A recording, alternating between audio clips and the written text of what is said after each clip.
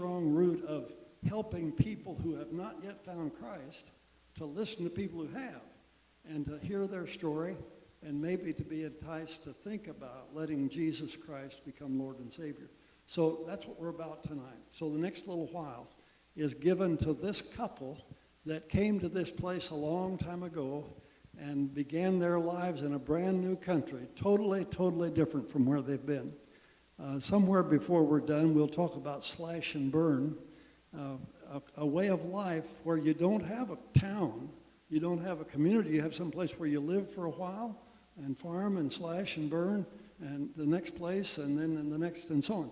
So tonight we're just about to hear the story of a couple that have come a long way from where they started geographically, a long way from where they started vocationally, and a long way from where they started in terms of relationship with God. Thanks be to God for their story. May it be to God's glory.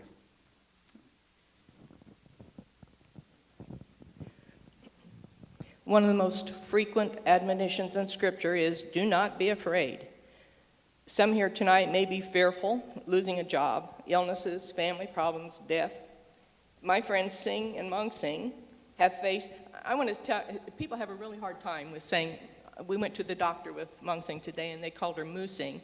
So the name has like an N on it, so it's Mong Sing and Sing, okay?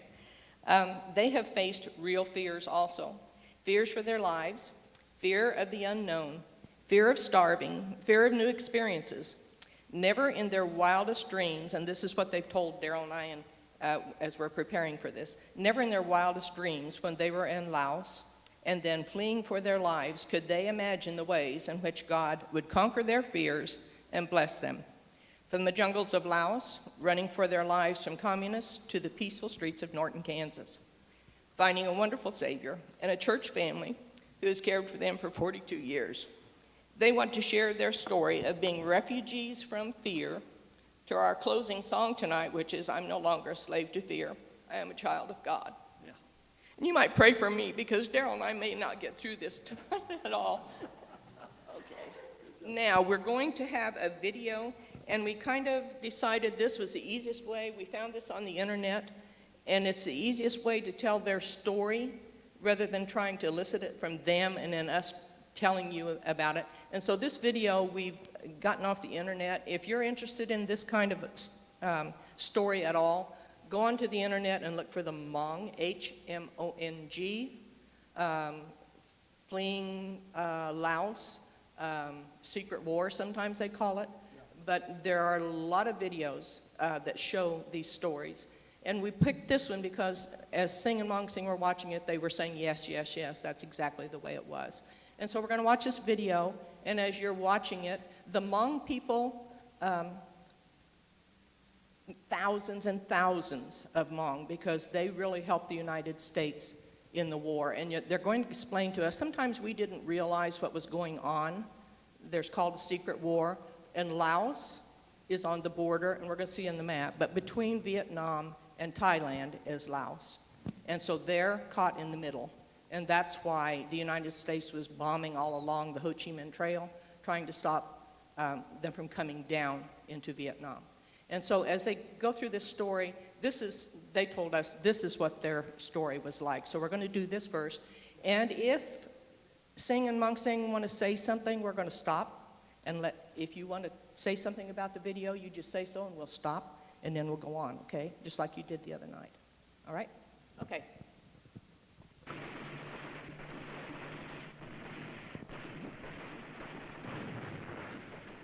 There was such high casualty that eventually, you know, in the beginning, the army, the secret army was made up of young men. But by 1969, 70, you would have boys, 11, 12, 13-year-olds, who would be recruited. Sing says, and I'm going to tell you in the story, Sing was 14 when they took him into the army. And so when he saw this picture, he said that's when they came and got him, when he was 14 years old, to take him into the Laotian army to fight against the communists. And he said that was what they were like. And, you know, some of them are so young that they could barely carry an M16. But they were the foot soldiers.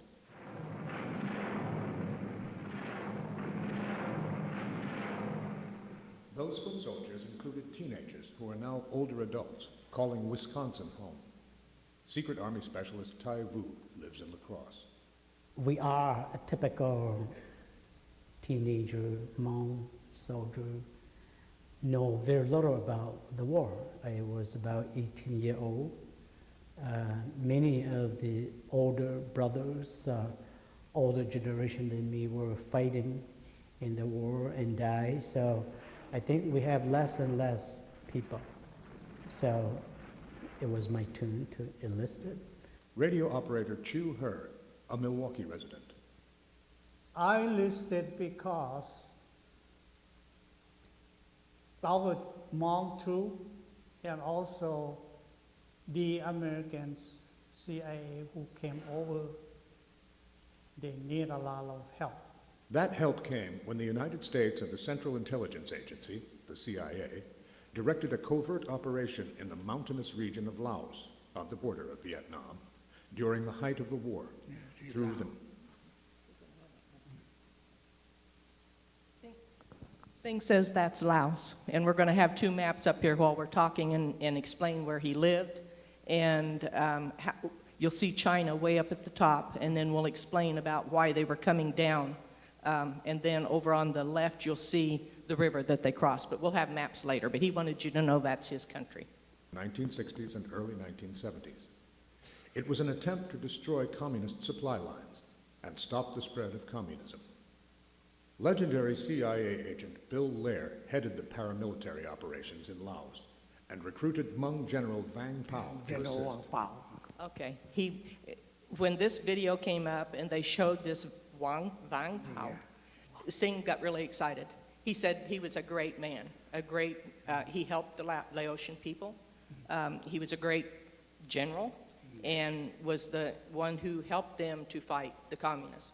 And so when we first watched this before he watched it, I'm wondering, what's he going to think about this man? Because I did ask Singh what he thought about the Americans coming in and bombing, because they're bombing his country.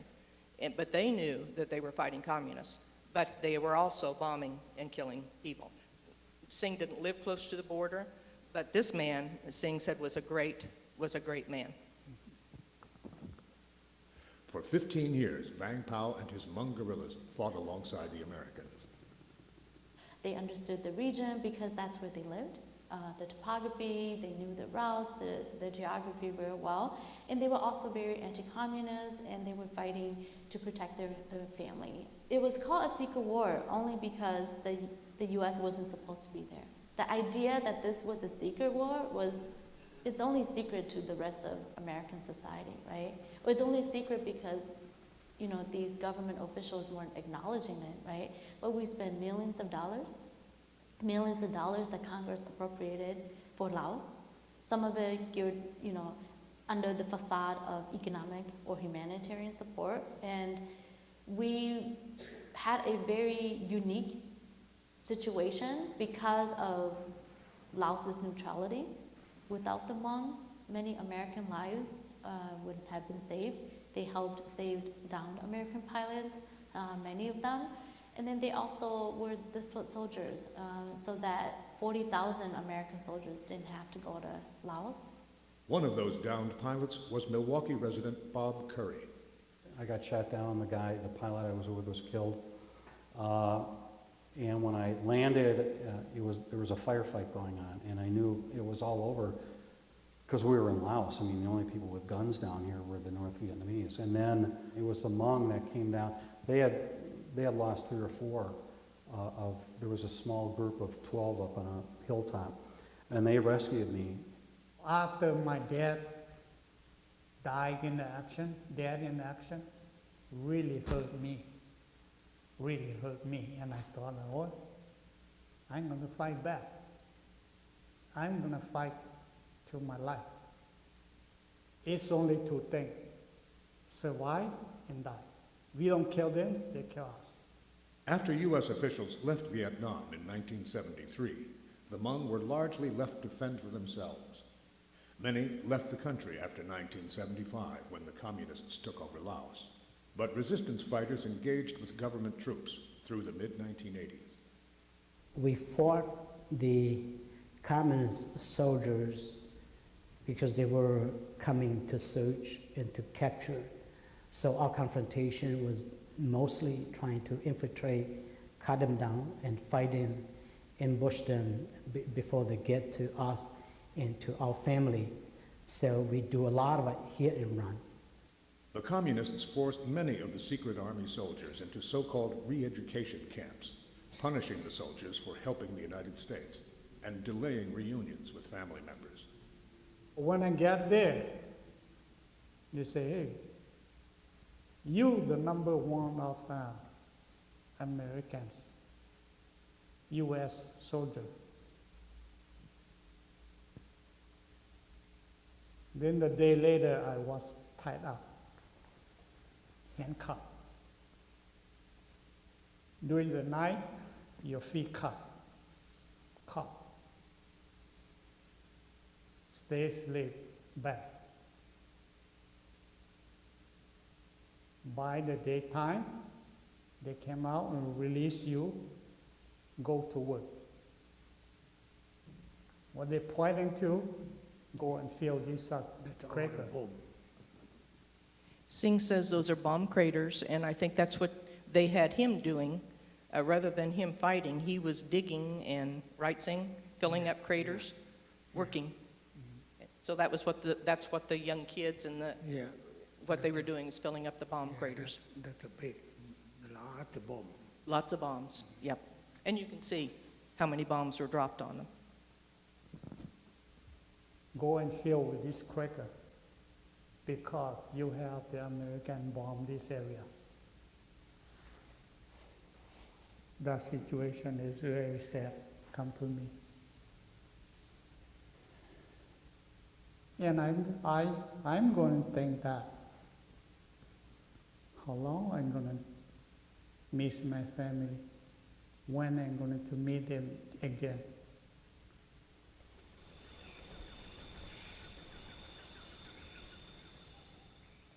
As many as a third of the Hmong population left Laos and fled across the Mekong River to Thailand, including soldiers Tai Vu and Chu He, as well as Chia Vang, who was only 8 years old at the time. It was a difficult journey. Walking through the jungle, I don't know how to really describe it, but it's not, the jungles are so thick. You have vines, you have all kinds of thorns and all kinds of vegetation. And when you're walking without shoes in the jungle, and sometimes people are making paths as they're walking. I mean, that's exactly what happened to my family. The good thing is that people have been escaping for years before we left, right? For 1975 to 79, there have been, small paths that have been made through the jungle. So a little bit easier for us. But I remember as a child, right, you're sitting, even if it rains, you're waiting, right? And I remember having leeches. Oh, it's so hard to describe leeches, sucking blood out of your leg. And as a kid, right? As a kid, you're fighting leeches in the jungle. That's how horrible it can be for people escaping. It took a year of dodging the enemy before Chu He saw his family in 1978. His mother sent him back into the rice fields to hide from the Viet Cong. It wasn't until 1983 that he and his family finally planned their escape to Thailand. My wife, my mom, they prepare a dry rice and dry meat. A pen drop a little bit, that's right. Yep. And salt and pepper. That's all. Each time we hide a little bit and a little bit and a little bit and a little bit. So we can guard one pack for each person. Eat good for 30 days. Then we walk to Thailand. We cut a bamboo and make boat going across the river. Singh told us this before we even watched the video, and we were talking about how they escaped. And he said they cut the bamboo. The Mekong River is a big river, very wide and very deep. And he said they cut the bamboo, and it wasn't like a raft. They would take 2 sticks or 2 bamboo poles and put them under your arms and use them to float across the river. And I'm going to tell you some things about that. But he did tell us about this before we ever watched the video. So Yeah, it comes in nighttime. Daytime we can go. okay, Cross the river. we can't go in the daytime because the communists would shoot you. And so you only go at night, which made it even more terrifying because you're crossing this river. And I'll tell you some stories about the people he said when they crossed. We have this 21 people we call. Get another side, we have this 15, 16 people we lost. Sick people. Becoming sick. Yeah, they die. Yeah, they died, he said. And then, well, I'm going to tell you later, but then he says when they did cross the river, they lost 6 people because the river was so wide and so fast that it would carry them away, and they would drown. So, okay. At night, during the winter. During winter, it's not snow or nothing like this, just cold. Yeah, I have no money. I have no nothing. It's only my clothes. No shoe. When we were close to the Mekong River, we got ambushed.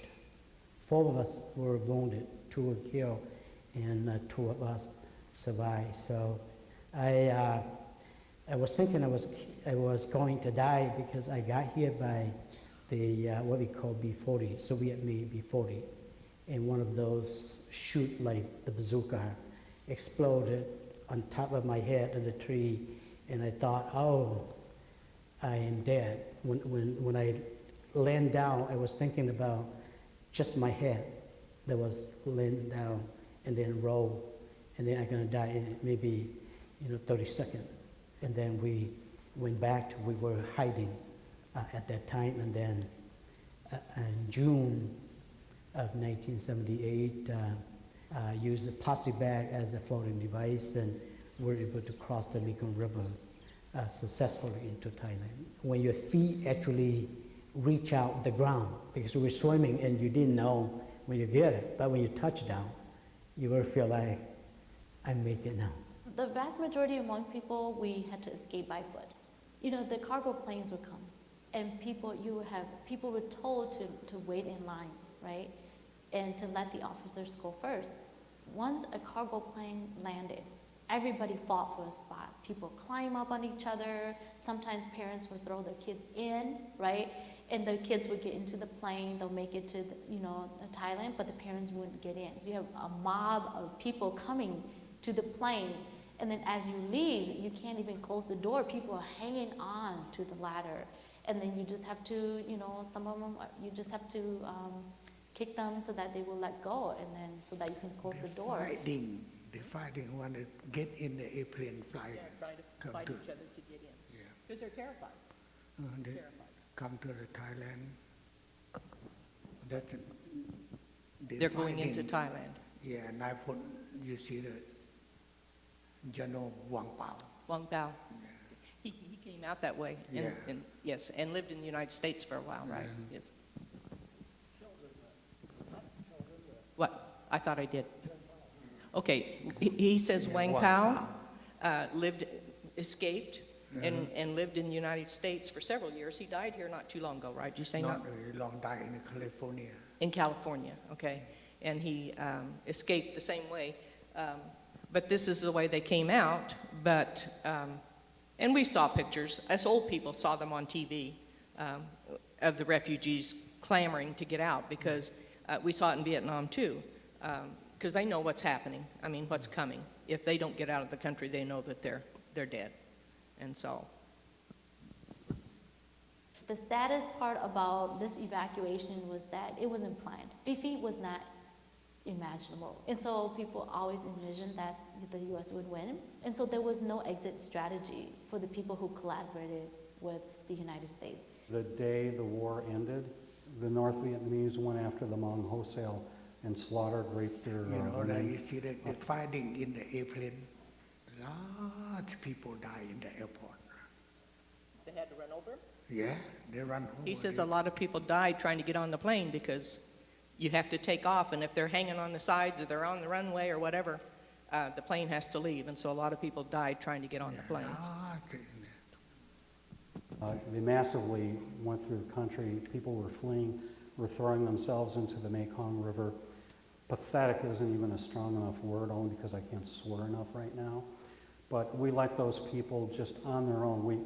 We were so fed up as a nation with this war. We just wanted to get over it and get away. What was good for me was that I didn't stay very long in the refugee camp. I was going to say something about what he's talking about. นี่เชียงใหม่เปิดจะลงแจ้งเนี่ย That If one? the people who lived through the Vietnam War, and what he's saying, by the time this is happening, the United States people are so sick of this war, and people in the United States are protesting about it, and it was a terrible, terrible time. And us old people understand it, but I want the young people to understand that the atmosphere in the United States was bad because we didn't want to be there. And this, I don't know how much we're supposed to talk about it, but it's a secret war. It's a CIA war. We didn't declare war on Laos. And so we don't talk about that too much, but when he's saying how angry he got because they had saved his life, and they had saved a lot of our pilots that were shot down. And the Hmong people and the men probably saved their lives, and they fought with the Americans, and then they knew when they left that they would be slaughtered, and that's what happened. And they were, they were just protecting their country. So, okay, Sing, you said this is one of the camps. Do you know? Camp? No, this is not camp. It's not a camp. What is this? Okay, go ahead. April. Stay totally about a year. People in the refugee camp are prohibited to get out from the camp. The camp was fenced. If you get out, you're being captured, you're being punished, you're being fined, and people get beat up. Did you So- understand what he said? There were fences around the camps. And so they couldn't, it wasn't, they weren't free to go. And so if they caught them trying to get out of the fences, out of the camps, Yeah. then they'd be They punished. put the fence on Put that. a When fence they get around. out, They would beat people. they beat a lot. You are restricted. I wrote a letter to the U.S. Embassy in Thailand. I request to go to your country because during the war I have served for you and I have worked for you. For a week, he wrote me back. Be patient. You will be the first one. That's all. That's all. 2.5 years. 87, I was here.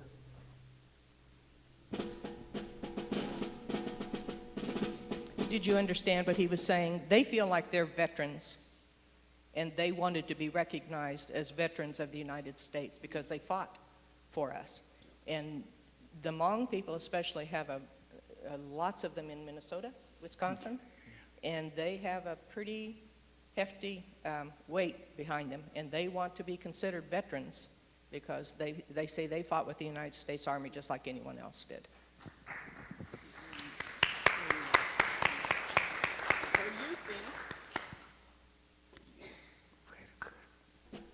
Leaving the refugee camp environment in Thailand became reality for many Now Hmong that- with the help of sponsors. They will get the refugee in the camp, go to the Bangkok. They go to Bangkok. Yeah, you see the bus. Oh, back the bus is going to Yeah. Bangkok. Okay. Churches or other Hmong families already living in America. They mostly settled in Wisconsin, Minnesota, and California. Without the war, my people wouldn't be in the United States. We are only here because of our involvement in the Vietnam War. Coming to America is sort of like you are going to a suicide mission. You may never coming back. That fear really, fearful to a lot of people. But for me, I said, I'm going, and the chance to coming back, it will never be, it may never have it, one. Secondly, my relatives may never follow. It's a depressing feeling, but it's also a good feeling that I'm out of here. Very, very different from my country. It's very different. Everything look good. Everything look, whatever I say, what they call what I can think now is like, oh, it is a heaven? Despite the better life in Wisconsin and the United States, Secret Army soldiers still are not officially recognized as American war veterans. That means they are not eligible for any veterans' benefits. Yet they are extremely grateful to this country. I belong to the Rotary in La Crosse. When the Veteran Day come, and they ask people and say, let's recognize the veterans, and people stand up. And I couldn't stand up. Officially, the United States government doesn't recognize me as a soldier. I feel bad, but I feel good about it's okay. They will stand in front of the American flag and they will cry when they say the Pledge of Allegiance. And a couple times I went up and I went, how could you do this? Because of what we did to you. And they said, because this is our country. And I'm very thankful for the United States government to allow us and to permit us without any difficulties, paperwork or whatever, just say, hey, especially for those who work for us, go straight to my country and start your new life. As an American citizen, I feel that I have part of responsibility this country as my original country. And I have the right to serve the country, if I could. But hopefully in the future, my kid, my grandkid, there will be any other one that who gonna help the Americans as we were before.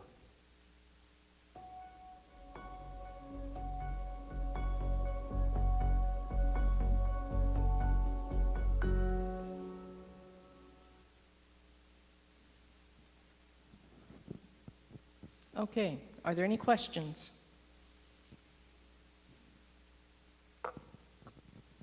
No? Okay. I want to show you the map, if I can get this turned on now. Okay.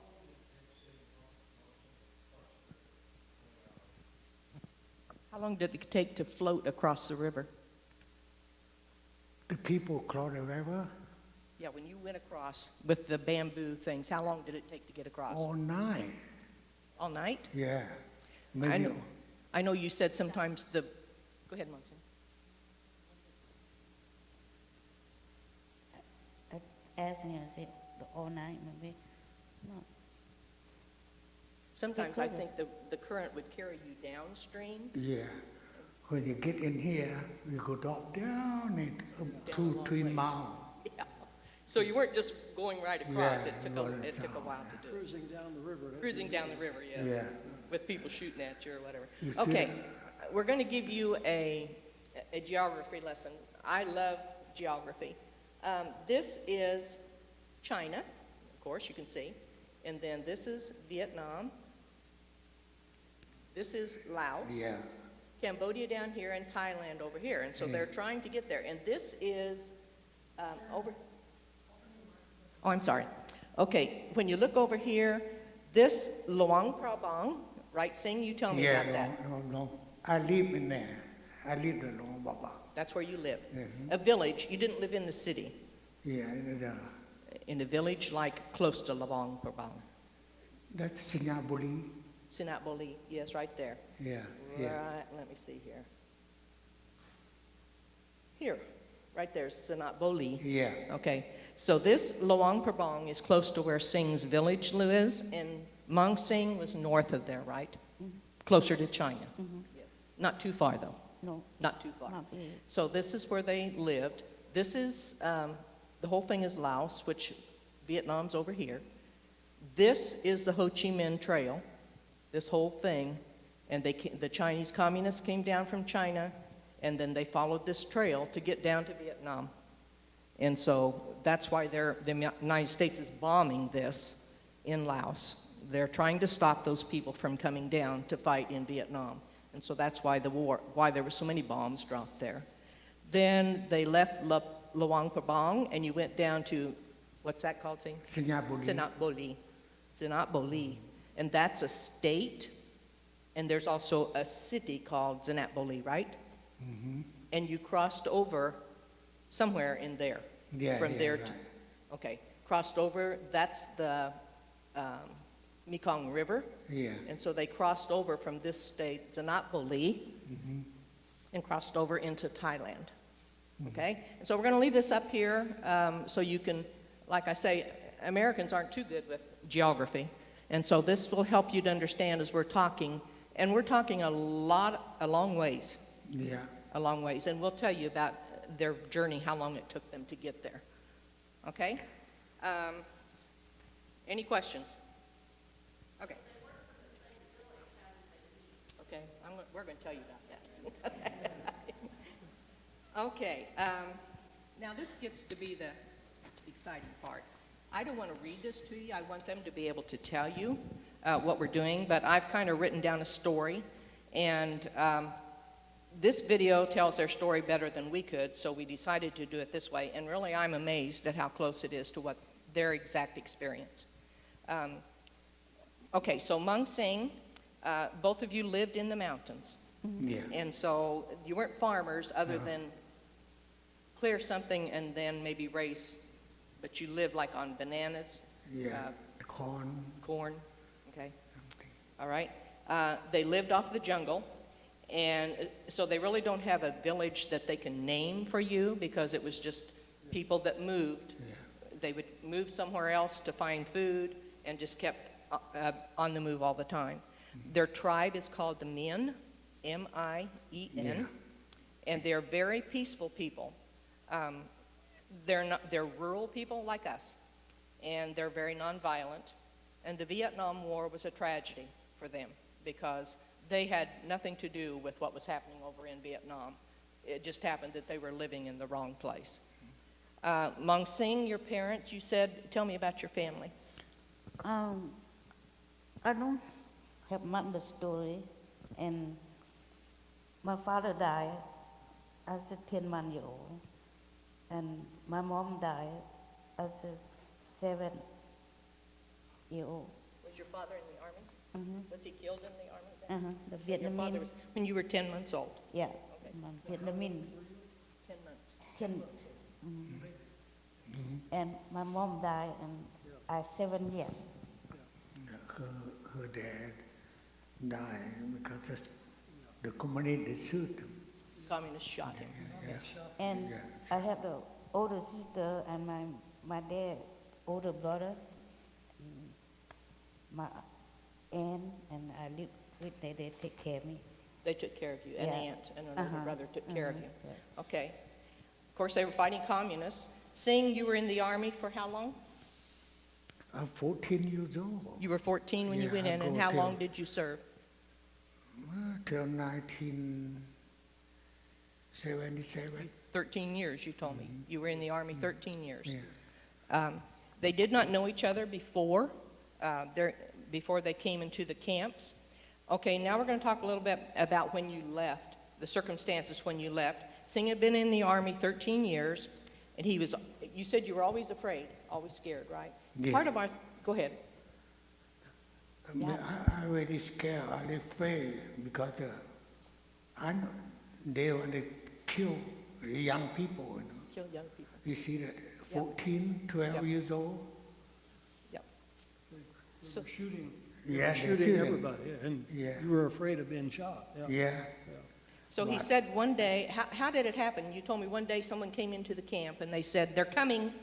Yeah. You see again. When they came into the camp and someone said, the communists are coming, you've got to leave. So what did you do? They put the people, young people in the camp. The one guy, he tell, you guy have to get out here. You don't want to die, you have to get out all of here. Yep. Because the young people, they don't have the gun, we don't have the gun. Okay, so someone came and warned the village, the communists are coming, you have to get out now. Yeah, And Singh said there were 21 people yeah, that gathered all their stuff, whatever they had. No money. lot. We walk, I have 21 people, we walk together. Okay. And we cross the river. How long did you walk before you got to the river? 8 days. To the river? Yeah. Okay. Eight- I have down that you said you walked 3 days to the river and then 8 days after. Yeah. 3 days, that's a walk in the Singapore to the, And that was 21 people? Is that Yep. right? yeah. Yes. 21 people. So 3 days from Sanatbali to the river. Yeah. Okay. And from the Singapore, we walk to Thailand 8 days. 8 days afterwards. Yeah. Okay, the crossing, he said, is the same as it is in Mexico today. You might hire someone to get you across, but he said then a lot of times they would maybe beat the people up and steal their stuff or take their money, or most of them didn't have money, but they might say, well, I'll take you across, and then they'd beat them up and steal everything that they had. We call them coyotes. They had the same thing. They crossed the Mekong River at night, like Singh said, because the communists would shoot them. And he explained how they cut the bamboo. He told us that there were 16 people that crossed the river with Singh from Sanatboli, and they lost 6 of them in the crossing. 6 of them drowned or disappeared, whatever. After crossing the Mekong River, they walked another 8 days to the camp. You left, Mong Sing, you left in what year? I think 1976. Yeah, in 1976. I could read this to you, but I want her to tell you. She left in 1976, and when they tell you on the video, the years 75, 76, 77, 78, 79 were the years when there was just mass exodus, thousands and thousands of people. And I have some papers here that tell us, we're talking 40 and 50,000 people in camps. So after crossing the Mekong River, they walked another 8 days to the camp. Mong Sing left in 1976 when you were about 15, 15 years old, and she remained in the camp how long? 4 years. 4 years in the camp. I come to the United States at 19 year old. 80. 19 years. Mong Sing left Laos in 76 when she was 15 years old. She remained in the camp 4 years, and she and Singh were not in the same camp, but their camps were close, and they met there in the camps. Thailand took in thousands of refugees. There were some from Vietnam, also from Laos, and there were many large camps, and I had a listing of 4 or 5 of the camps, but it says there were an estimated 43,000 to 45,000 people living on less than 1 square mile in one camp. In 1986, there was Singh said, what was the name of your camp? Nam Nhao. Nam Nhao, Yeah. okay. That camp, we have 13,000 people. 13,000 people, Nam Nhao, Nam Nhao. okay. He stayed in the camp for a year, Yeah, 1 Okay. year. and then he came to America in November of 1979, and he was 27 years old. And he met Luong and Tin in the camp, and he told us after we talked to him several times that Luong was a 2-star general, had 2 stars on his shoulder. And so he had been in the army a long time and was one of them that was fighting. When they came to America, Luong's wife was Tin. Luong and Tin and Singh came here together. When they came to America, they landed in San Francisco and stayed overnight, and what did you think? We stayed in San Francisco overnight. Next day, go to the Omaha. Omaha. What did you think when you first got there the first time? I'm really happy. Very happy. I'm not afraid no more. Not afraid anymore. Yeah. Okay. Okay. Hallelujah. Hallelujah. Not afraid anymore. No? Okay. Let's see. He says that when they stayed overnight in a motel, they thought, what luxury, and they were overwhelmed with America. So when they came to Norton, Norma Begley, which is the mother of Sherry Kieswetter, who still lives here in Norton. Her mom and dad, I think, was he a teacher here, I think. And she and Esther Atkinson had Mennonite connections, and I think through the Mennonite church, maybe we're not sure about all this. We didn't keep very good records of how this all happened. I remember when it happened. They were looking for sponsors for people out of the camps, churches, individuals, anyone that would sponsor these people. because unlike what we're doing today, they didn't just want to let them in here and turn them loose on the United States. They had to have sponsors. They had to have someone that said, we'll take them in and we'll help them make their way. So they contacted them and they asked our elders to support the idea. And after consent, they applied for the refugees. And Singh told us, who went to get you? Who went to the airport to get you? Where did you go? Where did you fly into? Looked like him, Him. And Norma. Norma. Norma and Baker. him. And where did you fly to? Where did they pick you up? McCook. In McCook, Yeah, Nebraska. they pick up in McCook.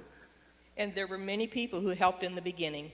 Norma Begley, Esther and George Atkinson, Gail and Sharon, Dale and Lorraine, Daryl and Joanne. And we hesitate to list these because we're thinking we're probably going to forget somebody, but we're so old now they might be dead. So, so we listed them anyway. Dale and Lorraine Ankerman became like parents to Singh and Mong Sing. When Mong Sing came over then, they became their surrogate parents here in the United States. Singh and Mong Sing got married in Seattle when she came over.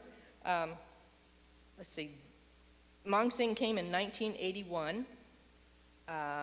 They had met each other a couple of times in the Thai camp. In 1981, Singh talked to Daryl and Gail and I and said, should I get a wife or a car? And Gail and I and Daryl said, I think it'd be a good idea to have a wife. So Singh bought a car. But after he got the car, then later on he got the wife. And it was a debate because he had to pay for her to come here. He would had to have sponsored her the same way out of the camps. And so they were married in Seattle in February of 1982, which means next February they'll be married 40 years. That's, you can clap for that. One of the things that Mong Sing did when she came to Norton was to give me 3 rings. And this is kind of a personal sidelight. And one of them was 24 karat gold, very soft. I have it on right now. And you got those in Seattle, right? Someone made those for you. And she gave one to me and one to Noreen. And I have 2 other silver rings that have Laotian writing around them that say something about friendship or something, I don't know. But those were gifts. The very first thing I met her, that's what she did, was give me a gift. And that's kind of an indication of the kind of people they are. Very giving. Fish, we get a lot of fish. Okay, so I want to throw something in here because I was going to check on this earlier. I have this memory of when they moved in, they were in a house and we would lock our door when we left, right? And they locked their door when they got there, and when they left, they didn't lock it.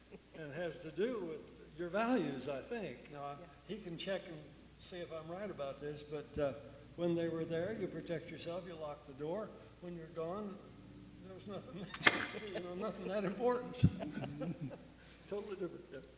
So Tin and Luong stayed for a few years, but really, as we knew all of them, Luong was never really happy in Norton. And they did leave. They decided to move to California, and Singh and Mong Sing went with them, and then ended up in Seattle, Washington. And you had family there, right? Yeah. And so Seattle has always been like a second home to them because they have family there.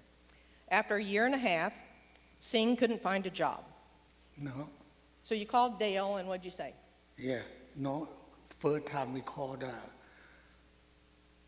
my friend said, don't call. Wrote a letter, get for him. Said don't call, write a letter. Yeah. Okay, and what did you tell Dale? I tell Dale I want to come back to Norton. When it come to Norton? Yeah. Because I don't like the big city, Didn't like the big city, okay. So Dale found them a house at 107 Howard, and how much did it cost? $75 a month. $75 a month. And did you have $75? No. I don't have $75. No. You had 65. Yeah. All the church people had told Singh, and this is one of the things I distinctly remember Dale and Gail and I and everyone telling them, because we were very afraid that the attitude was, you're going to come to Norton and get on welfare, and that's it. And so from the very beginning, what did Dale and everybody tell you? Don't work, don't eat. That's right. If you don't work, you don't eat. Yeah, don't work, don't eat. That's what they tell That's me. right. And so it was made a deep impression on Singh because he's worked every day since they came to Kansas. So they never took any welfare, and they always worked very hard. And it was hard for them for a long time. Singh has told me several times about end of the month, and they don't have $75. No. So what did you do? I had to go talk to the water normal down there. I need $10. I need $10 more pay the rent. He go pick up the can, pay the can. Pay can. I pay all night. I go pay them all night. He gave me $10. So it's Norman Walters' car shop down Yeah, there, yeah, I know. and he painted all night, and he got his $10 to pay the rent. Yeah, because tomorrow I had to pay the rent. I don't have money enough. So it was hard for them for a long time. Yeah. He told us some of the places that they worked. He worked at Ernest Laundry with Connie Lacey when she was 18 years old. And he said Connie was very good to them, very nice to them. Many months he could not pay the rent and eat too. He washed cars for Lyman Rao. Lyman gave you a job and was very good to you. Yes. And he said many people gave them food. You'd open the door and there'd be food on your step. People would give you food. He's given Jay Ryan credit. What did Jay do for you? How you say again? Jay Ryan. Where did you work? Jay Wright. I go bus boy and clean the table, pour the coffee for somebody, customer. Bus boy. They call Bus it. boy. And I don't have any money. The customer eat. They have a little bit left in the table. I pick up, put the bag, take home for her eat. They don't have money. No money. Yeah, Jay Wright, see Jay Wright say, what you do there? Meat. You had the door? I said, no. That's I take home. I eat. My wife eat here. We don't have any money. And after that, Jay Wright, don't pick up. I get lot meat for you, take home. Yep. Yeah, he get the meat for me, take home for her eat. Yeah. So there were a lot of people in Norton who were very kind to you, very good to you. And I go bus boy, go clean the table. One guy, I don't like you very poor man. I say, yeah, I very poor. He put $5 in my pocket. I still in the head. I never forget him. Never forget. Who was it? Do you know? I Don't know. $5, guys. That's a lot of money to sing. Yeah, he gave me $5. Yeah. You never forget it. Okay. No? Gail and I. Ticket 8, right? Only 10 cents that time go by one at 10 cents. 10 cents. I have the people, one old lady, I not remember, he get one chicken,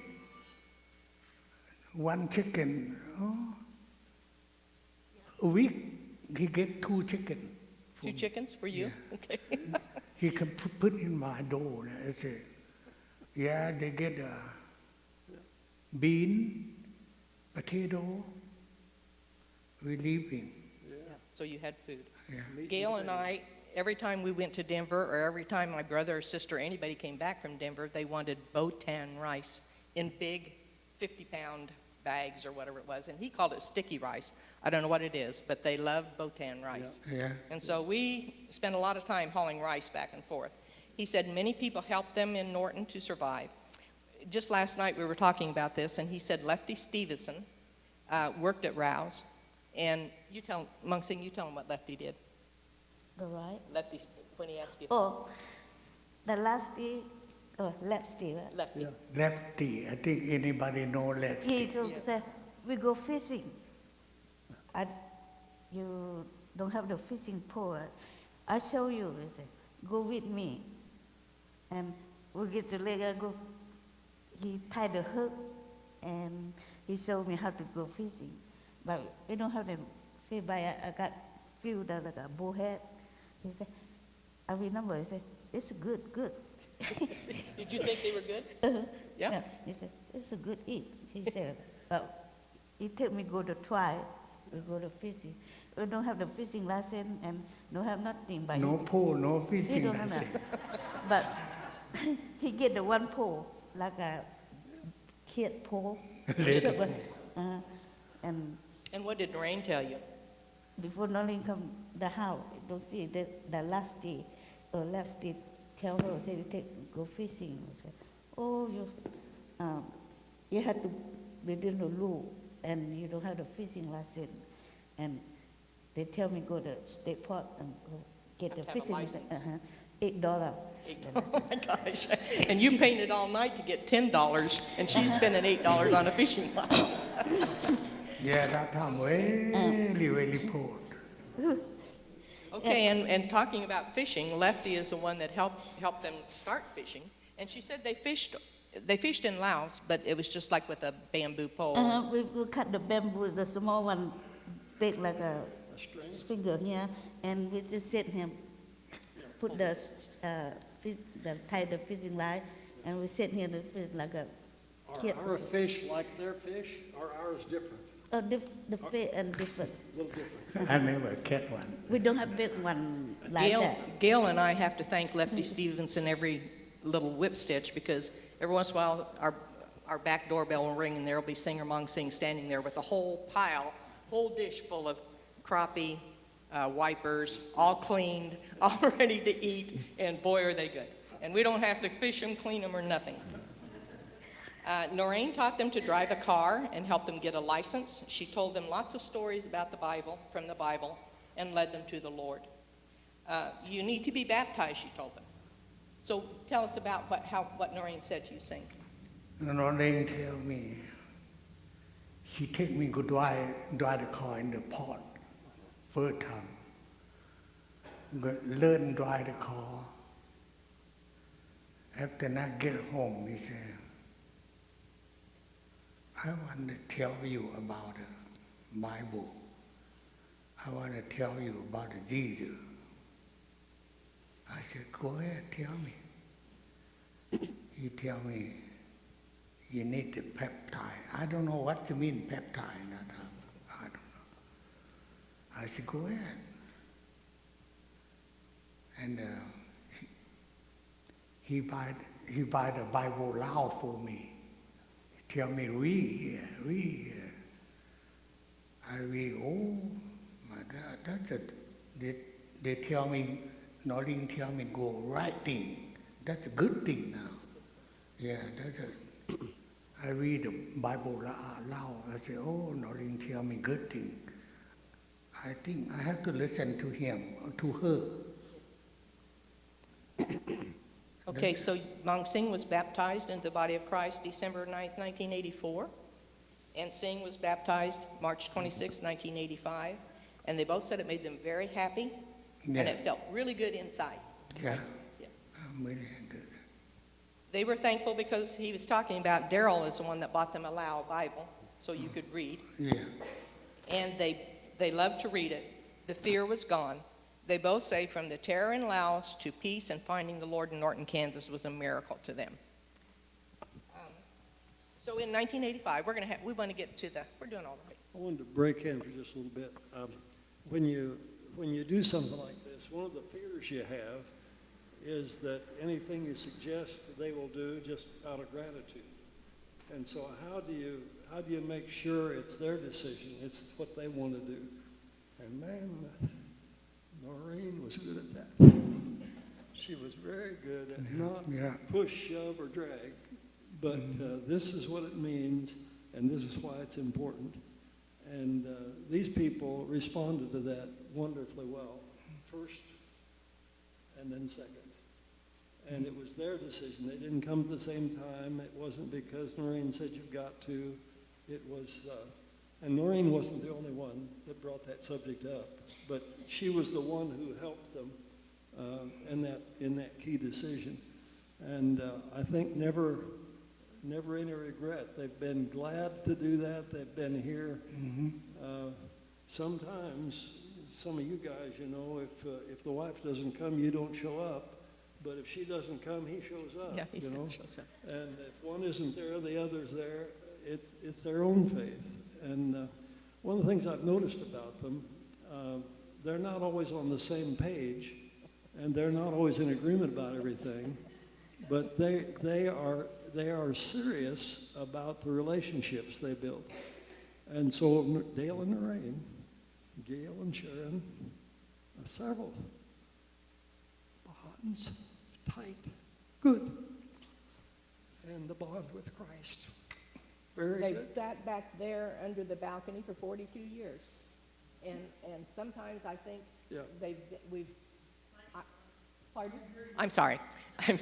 They've sat back under the balcony for 42 years, and sometimes they're like a chair. We kind of wander around them and people say, well, I don't understand. I don't know how they speak. I'm embarrassed. But I'm encouraging you, just embrace them. They've been here 42 years, very faithful, wonderful people. Okay, so in 1985, Daryl wants to get us back on the Lord, but I got to finish this and then we'll do that.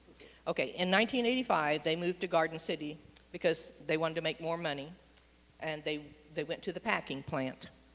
And they stayed 3 years and could not accept the working conditions. And Singh said mainly, he told me when he came back, he said, I can't work there because the Vietnamese and the Mexicans fought each other. Knives, you're in the packing line with big knives. And he said they would fight and cut each other and do things. And he said they couldn't work that way. And so he called Dale and said, I want to move back to Norton. This is my home. And Dale found them a job where, Singh? Where did they find you a job? Bill Sharp. Really? Yes, he could talk to Bill Sharp. He went to talk to Bill Sharp. And that was 32 years ago. Yeah. You've worked at New Age for 32 years. Yeah. And he found them a job there. Larry Nelson has been a great friend to you. Do you want to say anything about Larry and the people at New Age? I don't know. Do we have anyone from New Age here? Good. They call them, I'm told, Ben Bolt told me they call her Mama Singh, and this is Papa Singh. And they've been there 32 years as janitors. And you can tell us about Larry Nelson, what he's done for you. Yeah, that time I go work there. Bill Sharp, that's the owner. Jim Sharp, that's the manager at that time. And Larry, I worked there too. Has he helped you? Yeah. Been good to you? Huh? They've been good to you. Oh, yeah, very good. Very good. All the good people. Good people. Yeah. Bill Sharp, Jim Sharp, Larry, and McMillan. And just this week, Mong Singh had to go to the hospital, and Lisa Millen is the one that took her. She works out there, and she took her to the doctor. And so they've made very good friends at New Age also. And Daryl can tell what Larry Nelson said. I invited Larry Nelson to come tonight and have some part. And Larry, I think, would have, but he had a conflict. He couldn't come. But he said, 2 of the nicest people I've ever met in my whole life. Now, that's good. That's reference. good. That's good. Singh told me one time, they both love the United States of America. You can imagine what they've been through, the way they've lived, the terror that they faced over there, and then coming to the United States. Singh even loves paying taxes, right? Yeah. Why do you like to pay taxes? Because anybody have to pay. We have the highway, we have the good highway, My country, we don't have the highway like this. That's why I say anybody happy. I don't know if somebody happy or not. I'm happy pay. He says if you come from a place that... line when he says, sometimes he says highways, sometimes, doctors, Yeah. education, Hospitals, all the things we roads. didn't have at home you've got here. Why not pay taxes? Good Yep. for you. Yeah. He I says like if you to come pay. from a place that doesn't have doctors, hospitals, roads, has nothing, you are glad to pay taxes to have everything. They felt it was very important to become citizens. I helped them study for their citizenship. Did Narain help too, or were they gone by then? No. Yeah. No. I think they were gone by then. Dale and Lorraine moved to Hutchinson, and you can imagine the loss that Sing and Mung Sing felt, because that was like their parents. They moved back in later years and were able to take up where they left off. It was kind of a God thing happened. I'll have to tell you this story. Karen Glenn had told me, we've got to get Mike Ankerman here to hear this story, because really no one has ever told the story. No one's ever, does anyone ever ask you much about where you came from or what you told your story? Yeah, not. Man. Huh? No. No. Okay, so Karen says we need to get one Mike asked- here. Yeah, no one asked that story. No one asks about it, okay. So I said, well, Daryl said he'd talk to Mike. And we were sitting, this is the truth, Mike lives in Kansas City. And we were sitting at a birthday party at the Rock. And Karen says, well, you need to talk to Mike Ankerman because he needs to be here that night. And I look out the window, I'm serious, this was not 5 minutes later, I look out the window and I see this guy walking across the street, and he went across to the clothing store, and I said, I think that's Mike Ankerman. And Karen says, I think it is. And she jumped up, took off running, and she says, it is Mike Ankerman. He was here for a class reunion. And so Mike got to sit down with all of us the night we were planning this. Okay, I'm done. That's good. That's very good. I think the thing that's hard for us to grasp is how much contrast there is between where they were and where they came. And Singh said, for the longest time, with job, I go to job, nobody say anything, no word spoken, well, it's the language thing. I mean, that's it again. What do you do? What do you say around somebody that doesn't understand what you say and you can't understand what they say? And so, no language. The church needs to be the one place on earth where people reach out to somebody that doesn't speak your lingo or doesn't understand what you say. Find other ways, but reach out. I've been a little bit in places where I'm the only guy that speaks English, and it ain't fun. It is difficult. And I think they have found people who do. We ask about, well, does anybody ever say anything to you? Oh, yeah. And they start mentioning names of people that sit in the same area under the balcony and so on. So, we don't get an F minus, but we need that outreach to people that goes beyond the language barrier. Yeah. When we talked to Mike, we said, Mike said he was here about 2 years when you were here, and then he went to school, right? Yeah. Okay. And so I asked Mike, I said, did you ever realize what Dale and Lorraine did and what they meant to Sing and Mung Sing? He says, I thought at the time I did, but by the time we were done talking that evening, he said, I had no idea what they had done.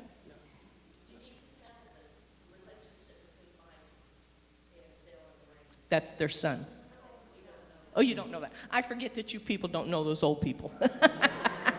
Okay, Mike, they had 2 sons, Mike and Tom, and Mike left. Well, Tom was older? Younger. Yeah, And my older. Mike is the oldest. And younger. he had gone away to school, and so most of this happened after he was gone. If you look at the wrestling records of Norton, you'll find Ankerman on there more than once or twice. Yeah. So anyway, he did not fully realize all that his parents had done and the overwhelming love that Sing and Mung Sing had for them. They've left a great legacy.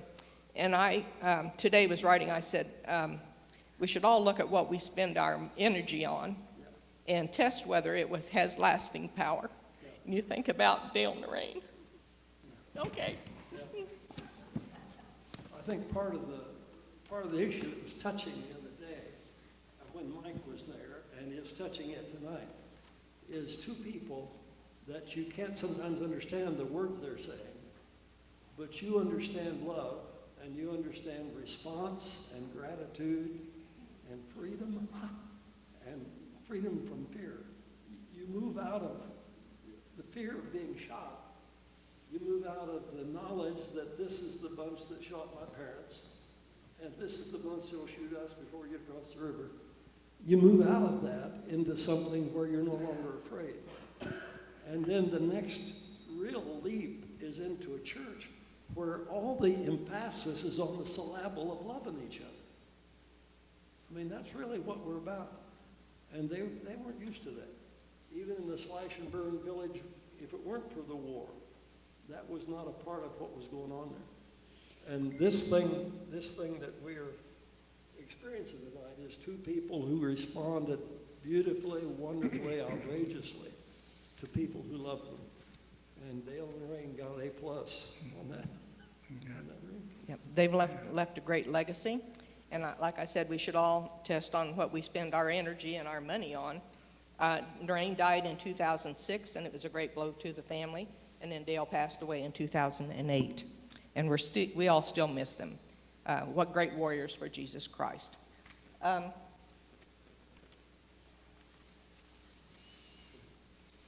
Does anyone have questions now? Oh, okay, Cindy? Okay, all right. They want to hear about your kids. My kid? Oh, my daughter, I'm born in Seattle, Washington State, in July 24, 1981. Now July 24, she got 40. And my son born in here, in 1983 and May 30. And what's their names? Sam. Sam? And the doctor called up. Yeah, And the doctor did what? Dr. called up. Dr. Collins. Yeah. And that we Okay, Suk and Sam. And Suk is 40. 40? And July 24. And Okay, and how old is Sam? 38. 38. And my kids, Michaela is 40, and so we spend a lot of time at the farm and doing things with Suk and Sam. Okay, yes? Yes. You forgot to say who she was married to. Yeah. Who's Suk married to? Bill Campbell. Bill Campbell and...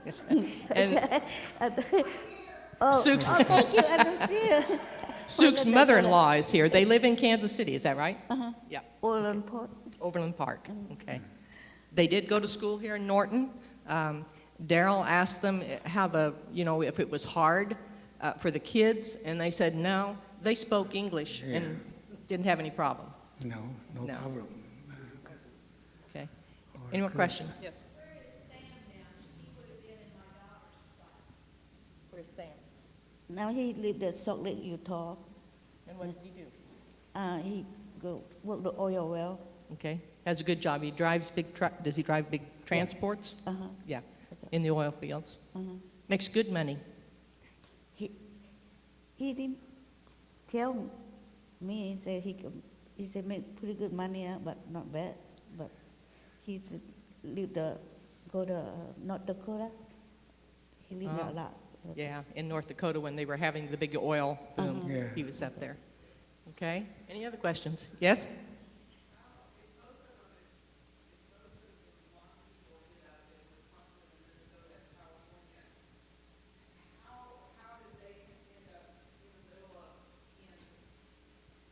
Okay, the Hmong kind of congregated, and so they're in Wisconsin. They're in big groups of people. Yeah. How did you, I guess because they had sponsors. And I don't know that the Hmong maybe did that so much as just moved together. I don't know. I don't know about them. I go too. I go see it. I don't know. I don't know if maybe the Hmong might have come out first because they were the ones that they were after, because they... Well, like I say, I think Norma Begley, Esther Atkinson was Mennonite before she came here, Doc George's wife. Esther and George Atkinson he was an elder here for years and years. Lyman Rao was an elder in the church. And Esther was they were all great Christian people. But she had Mennonite background, and we think Norma Begley might have had Mennonite background. And so like the Mennonites do, I think they took it upon themselves to put the word out that we needed sponsors. And our church, they found out about it, and so they asked the elders, and the elders said, yes, we'll take that on, which is no small thing to say you'll be responsible for 2 people. The This is one of those things that really starts right. It came from somebody else than the preacher. It came from somebody else than the board. And it came, and they talked to me about it. I talked with the elders about it, and the elders were excited about it. I mean, from day one, as far as church leadership, there was excitement about this possibility. And that's, Were you the preacher then, Darrell? say again? You were a preacher then? Yes. Okay. I'm new to this. Yeah, that's right. I gotta ask. Yeah, I was here from 67 to 86, and so this was happening, 79 was when we finally got sane here. I was Daryl's secretary in 1969, before Corinza was born. And so, Daryl and I have been together a long time. I mean, that was before you were born. Very nice, Vicki. Very nice. One of the things that I I think, am one of the things I think 70. that younger people miss out on, when we talk about Vietnam and all this stuff, it's history and it's dry as dirt.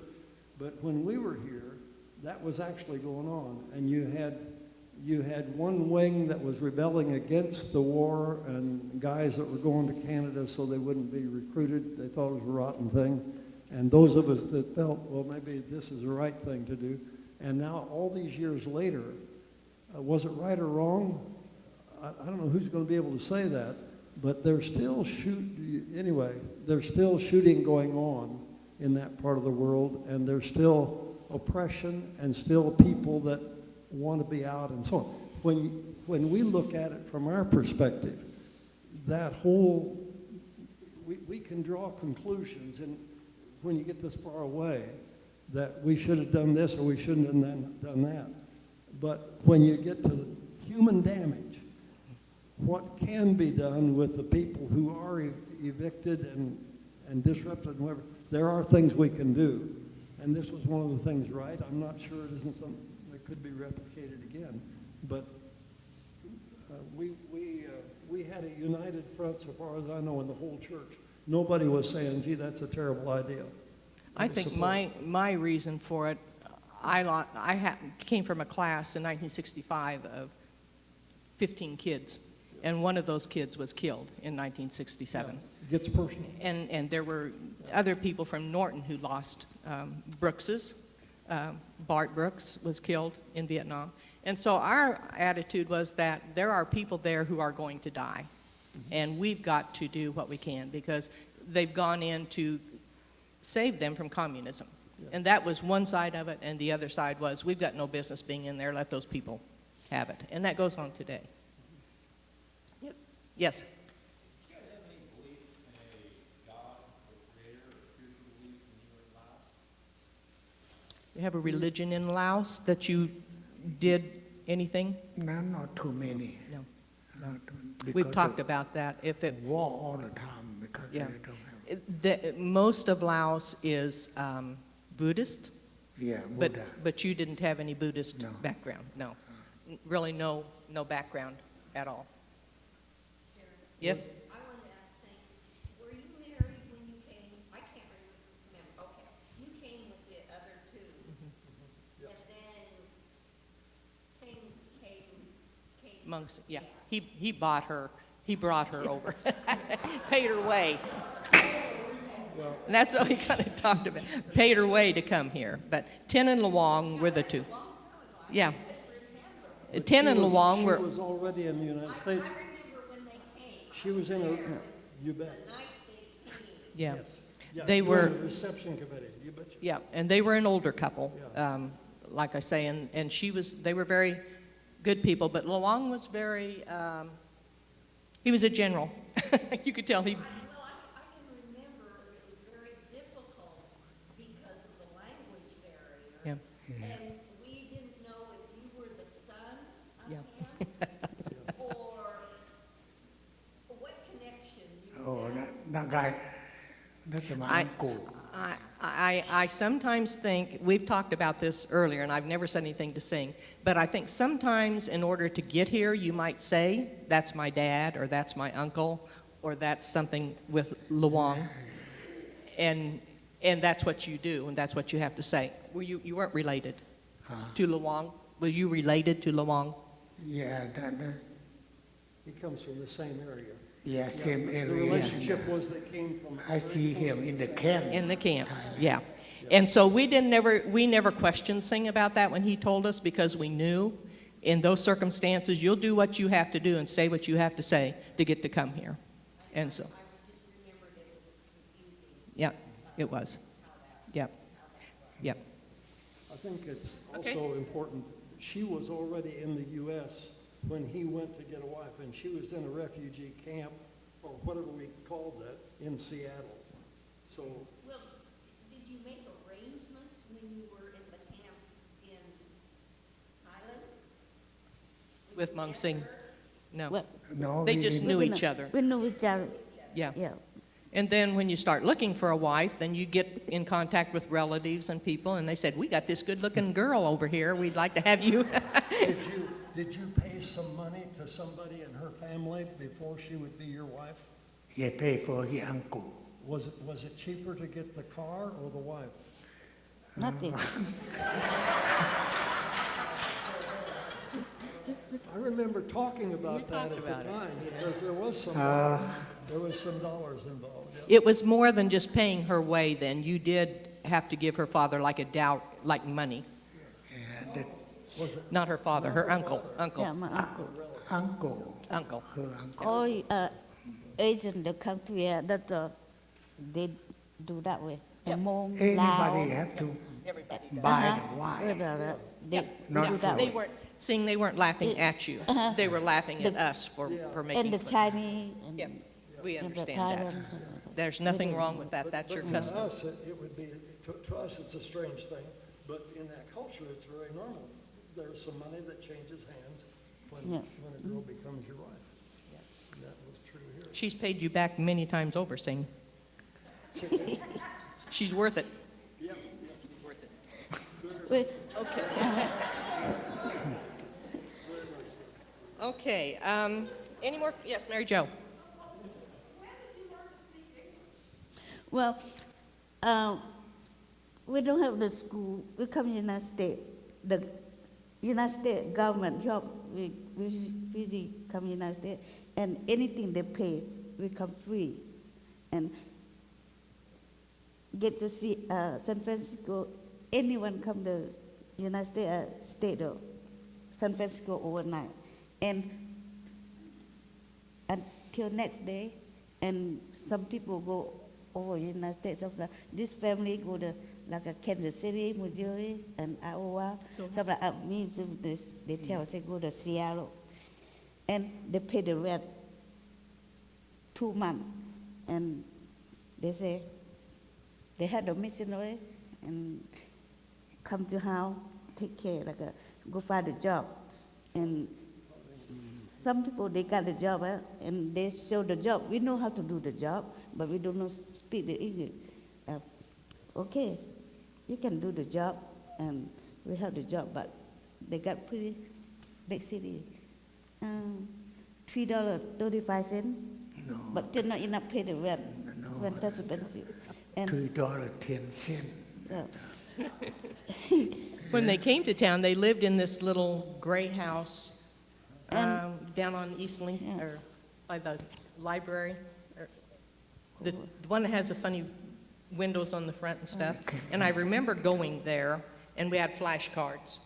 And Norma Begley and I and Lorraine and a lot of people, I don't know if Susan did too, flashcards, and just tried to teach them, this is a cat, this is a dog, and just tried to teach them as much as we could, basic things. And most of it has to be with just talking to people and learning it. I think And when we rather the bus, they show the street, they get the number, and you go this bus, the number, and you, how far you go. You see the street, you know.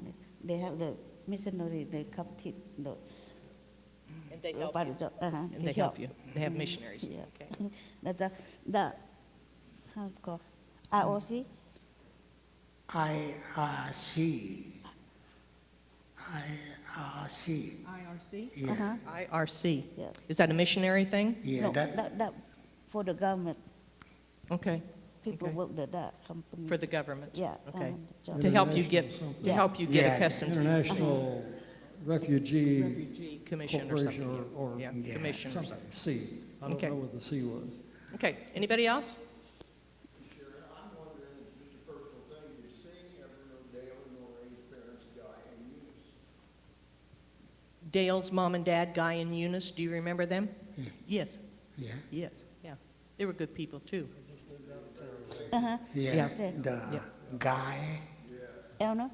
Elna? Eunice, Eunice, guy, Eunice. guy, and what's the name? Eunice. Eunice, Eunice, yes, yeah, We still go eating in the guy house. yeah, He- yeah, he- yeah. She gave me 2 blankets. She gave you 2 blankets. I still have some. You still have them? Okay. $5 and 2 blankets, that's how big an impression people made on them. Yeah. You give them something and they remember. That Okay. blanket is still in my house. I'm not you. I put it very good. No, we use someone, you put it No. over, I just We keep. probably need to pull this together Yep, shortly. yep. But is there anything else? We're going to wind down here a little bit, but that long speech you didn't want to make, is there anything you want to add before we start wrapping things up? Can you tell them about how you feel about the Lord and how you feel about Norton? Yeah, I feel great. I feel good. Yeah, because I come get here. Yeah, yeah. In just a little bit, we're going to let you pray in Mien, and then we're going to let this lady you married be the interpreter and translate so we can have it in English as well. I have something I have to do, Daryl. Say again? I forgot this. I Yes, forgot. yes, yes. We have, Kelly had shirts made for Sing Among Sing, and they have the My Story, His Glory, and then on the back it has the I scripture that think says, you pray better. many will see what he has done and be amazed.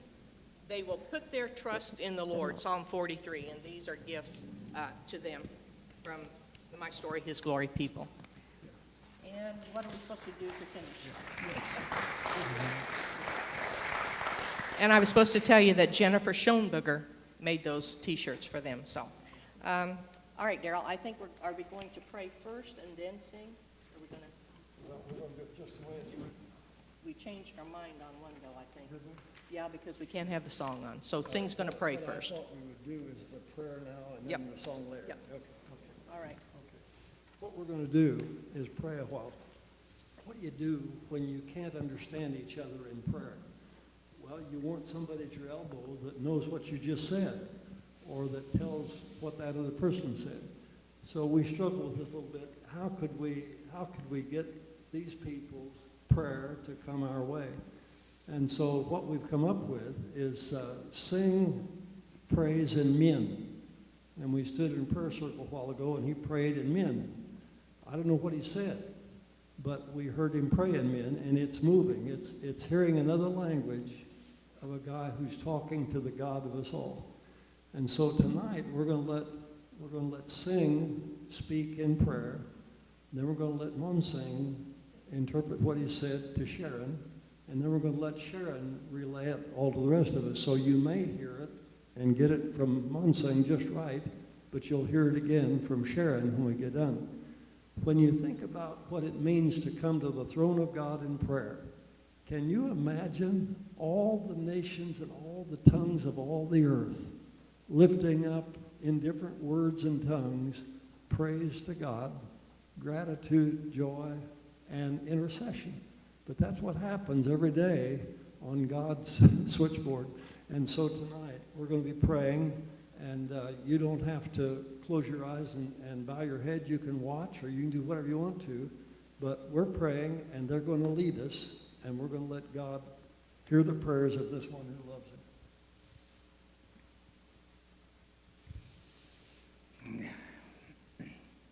You want me to? Go for it. Or landing within whom? Con tỏi bữa thân ai, y vừa thì tiểu tôi dân nhiều tôi bèn on.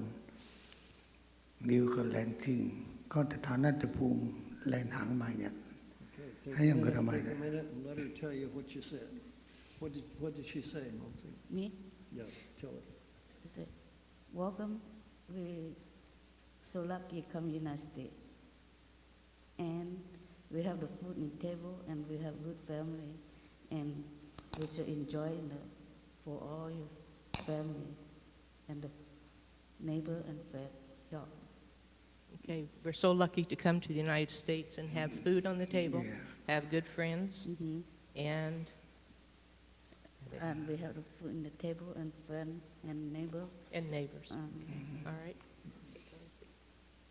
Ngành làng chuyện con vừa chọn miền cầu vừa tỏi vừa tài vừa mai được khu yên chìm tỏi mình vừa sẽ chẳng cái mỡ chẳng tiêu. And God and Jesus, and we come the long ways, so many human color, and have so many types, and we so thank you for it.